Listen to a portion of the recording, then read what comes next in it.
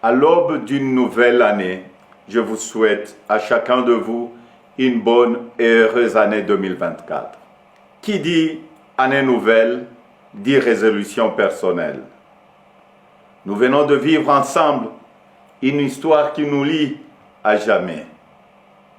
Je vous remercie tous pour la grande confiance que vous m'avez manifestée tout au long de la campagne où nous avons pu nous parler et dresser de plans d'avenir. Je remercie tous mes alliés pour leur soutien.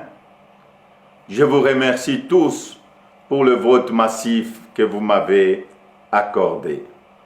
Au cours de nos rencontres, j'ai constaté que nous voulions tous un avenir meilleur pour nos familles, nos enfants.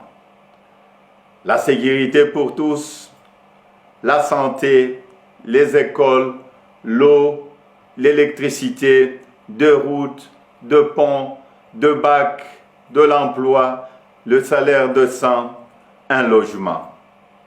Toutes ces choses simples qui devraient faire la dignité de tout Congolais, nous en rêvons. Je n'ai pas oublié les espoirs que vous avez placés en moi. Je n'ai pas oublié non plus vos exigences sur la qualité de celui qui doit gouverner notre pays. Vous me l'avez clairement exprimé. Vous voulez que le pays soit dirigé par des hommes intègres, ayant le sens de la justice et du bien commun. Vous exigez qu'on vous rende compte et qu'on vous associe plus étroitement à la gestion du pays, tant au niveau national, provincial que local. Lors de cette campagne, j'ai pris vis-à-vis de vous un engagement, celui de changer le Congo. Je n'entends pas le trahir.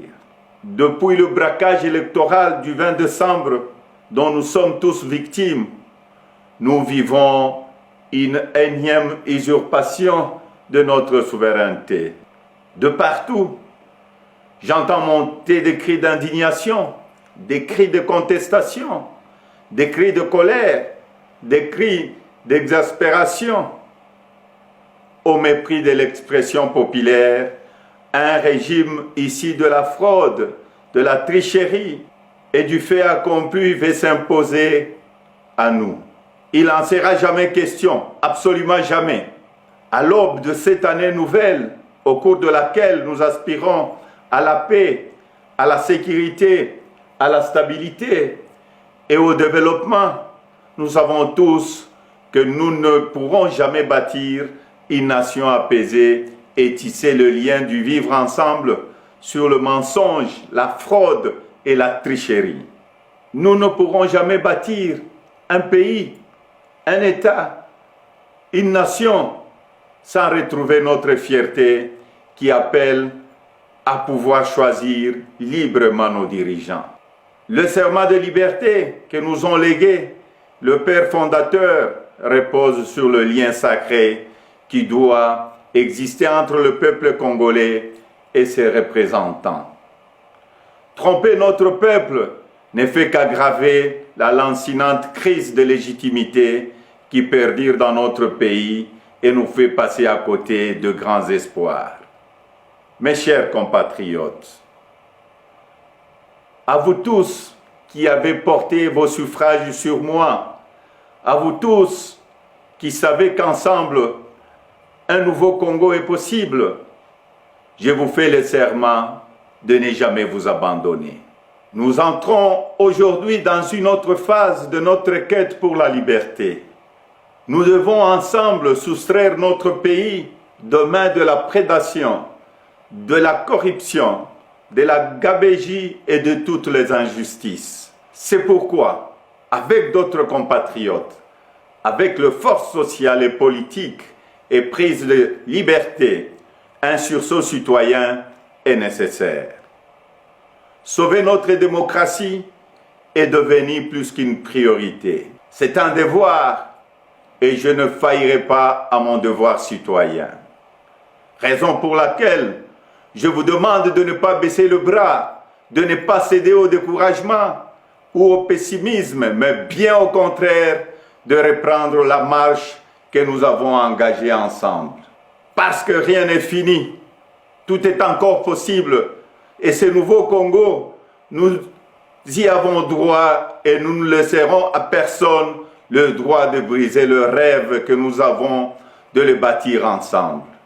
Notre Constitution nous invite à nous opposer à tout groupe d'individus qui veut prendre le pouvoir et s'y maintenir en dehors de la volonté du peuple congolais. Pour notre dignité et l'avenir de nos enfants, nous sommes tenus de souscrire à tout le moyen qu'elle met à notre disposition pour refuser la fraude et l'installation de la dictature. Peuple congolais, tenons bon, restons mobilisés. Le temps de l'action est venu. Par des actions pacifiques, démocratiques, nous allons résister et reconquérir notre droit le plus légitime, celui de faire échec à la fraude et de reprendre en main notre destin avec les dirigeants de notre choix. Amis partenaires, frères africains, les Congolais n'ont-ils pas le droit de vraies élections?